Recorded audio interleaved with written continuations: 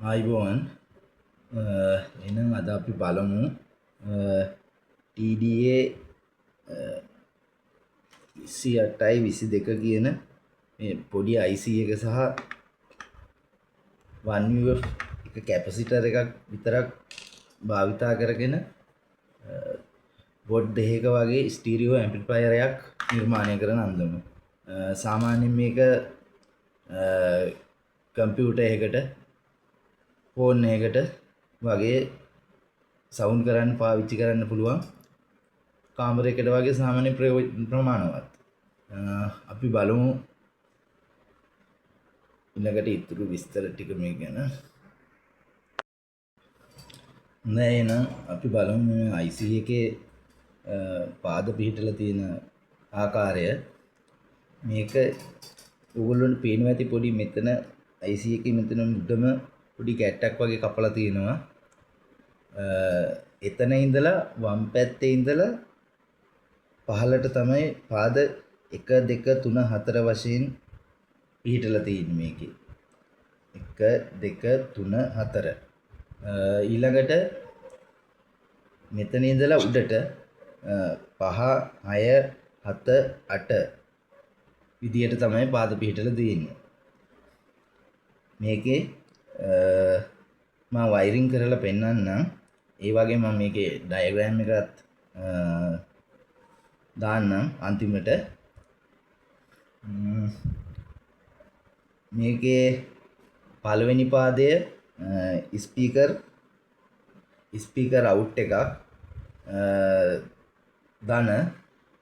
දෙවෙනි පාදය අපි වෝල්ටීයතාවය ලබා දෙන පාදය ධන. තුන්වෙනි පාදය ස්පීකර් අවුට් එකක්. ඊළඟට හතරවෙනි පාදය තමයි එතන හතරවෙනි පාදයට අපි සවුන්ඩ් ඉන් කරන එකේ ඍණ.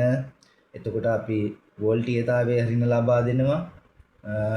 ඒ වගේම 4 5 දෙපැත්ත යා කරලා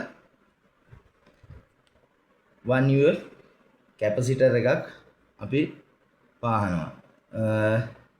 ඒකේ කැපසිටර් එකේ ඕගොල්ලන්ට පේනවා ඇති මේ සුදු පාටින් මාක් කරලා තියෙන ඍණ පැත්ත. ඒ පැත්ත IC එකේ හතරවෙනි පාදය ඍණට එන විදිහට තමයි අපි පාහගන්නේ. ඒ වගේම තව කියන්න තියෙනවා දෙයක්. මේකේ 8 වෙනි පාදය සහ 5 වෙනි පාදය දෙක යා කරලා ජම්පර් වයර් එකක් පාසනවා අපි ඒ දෙකට. ඊළඟට සවුන්ඩ් ඉන් එක වශයෙන් භාවිතා කරන්නේ අංක 7 පාදයත් අංක 6 පාදයත් ඒකේ ඍණ මම කලින් කිව්ව ආකාරයට 4 වෙනි පාදයට තමයි ලබා දෙන්නේ. ඊට පස්ව අපි මේ වගේ පොඩි අඟල් භාගයක විතර උන්ට පේනවා ඇති පොඩි ඩොට් බෝඩ් කෑල්ලක් ගන්නවා. එක වෙළඳ පොලේ ගන්න තියෙනවා. මේ සම්පූර්ණ මේකේ ඇම්ප් එකේ බඩු ටිකට යන්නේ සාමාන්‍ය රුපියල් 70ක් 75ක් වගේ තමයි මුළු වියදමම. අපි ඉස්සෙල්ලාම IC එක මේ විදියට දෝගමු ඩොට් බෝඩ් එකට. මුලන්ට පේනවා ඇති මේ විදියට රඳවගෙන පොඩ්ඩක් IC එකේ පාද දෙපැත්ත පොඩ්ඩක් මේ පැත්තෙන් දුරස් කරන නැත්නම් මේක හැලෙන නිසා මේ ආකාරව දානවා. ඊළඟට අපි 1UF එක දාගන්න ආකාරය බලමු. 1UF එකේ ඍණ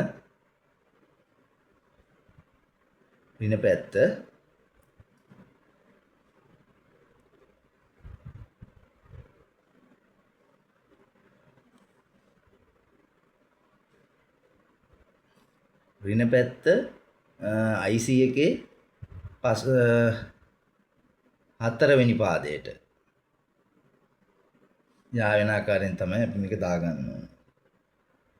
අපි බලමු ඊට පස්සේ ආහල ඔයගොල්ලන්ට පේනවා ඇති. ඔයගොල්ලන්ට පේනවා ඇති දැන් මම පාස් කරගෙන ඉවරයි. පාසලා අනවශ්‍ය කොටස් ටික නියකටර එකක් භාවිතයෙන් ඉවත් කරගත්ත පින්වල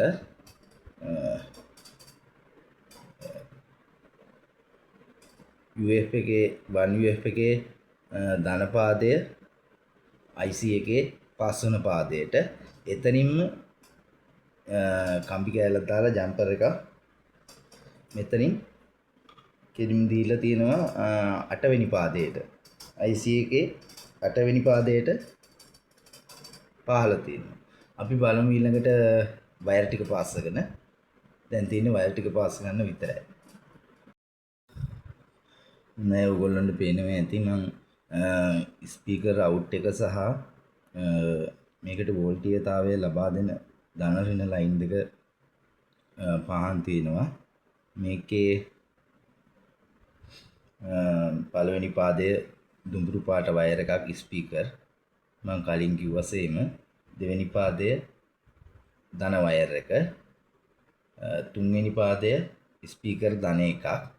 මේ ටික මේ තුන ස්පීකර් අවුට් එකට. මෙතන හතරවෙනි පාදයෙන්ම තමයි වයර් දෙකක් එකට ගැට ගහලා පාස් කරලා තියෙන්නේ. ඒකෙන් එකක් ස්පීකර් අවුට් එකට යනවා. අනිත් එක දෙවෙනි පාදයට පාස් කරපු රතු එකයි හතරවෙනි පාදයට පාස් කරපු ඍණ එකයි අලු පාට වයර් එකයි දෙක ධන ඍණ මේ දෙක. අපි බලමු ඊළඟට ස්පීකර් ඉන් එක පාස් කරන කොහොමද කියලා. ඊළඟට සවුන්ඩ් ඉන් එකට මම ඔඩියෝ ජැක් එකක් පාස් කරගත්තා. ඒකේ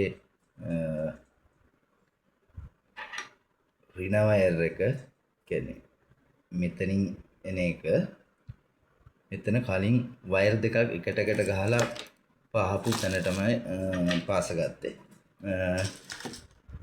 ඊළඟට මෙතන ජම්පර් එක නිසා මට වයර් දෙක මෙතනින් දාන්න බැරි වුණා. ඒක නිසා මම මේක පිටිපැත්තෙන් උන්ට පේනවා ඇති පිටිපැත්තෙන් පාස ගත්තා 7-6 පාද දෙකට.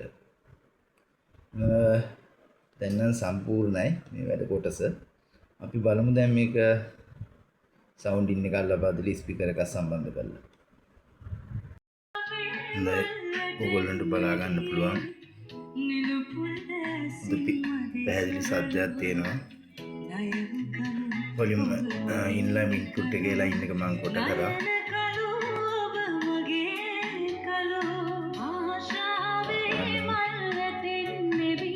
කොටක් වෙනවා මම 5 වෝල්ට් ෆෝන් චාර්ජර් එකකින් විදුලිය ලබා දුන්නේ. පොඩි ස්පීකර් මේක විතරයි තිබුණේ. දෙපැත්තකට දෙන්න පුළුවන් ස්ටීරියෝ. එක ලයින් එකක් විතරයි දැන් මේ දීලා තියෙන්නේ. හොඳ සද්දයක් තියෙනවා. කාමරයකට හොඳටම සාමාන්‍ය ප්‍රමාණවත්. මම මෙවැනිම වීඩියෝ කරනවා දිකට. මේ වගේ වීඩියෝ වලට ආසයි සබ්ස්ක්‍රයිබ් කරන්න.